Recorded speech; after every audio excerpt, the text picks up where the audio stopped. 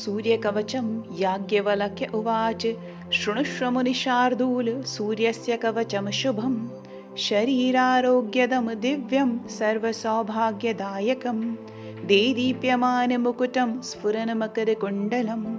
ध्यात्वा सहस्रं किरणं स्तोत्रमेतदुदीरयेत् शिरो मे भास्करः पातु ललाटं मे मितद्युतिः नेत्रे धनमणिः पातु श्रवणे वासरेश्वरः घ्राणं धर्मगृणिः पातु वदनं वेदवाहनः जिह्वां मे मानदः पातु कण्ठं मे सुरवन्दतः स्कन्दो प्रभाकरः पातु वक्षः पातु जनप्रियः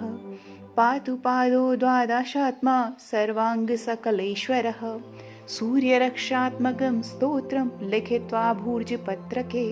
दधाति यः करे तस्य वशगः सर्वसिद्धयः सुस्नातो यो जपेत् सम्यग्योधीते स्वस्थमानसः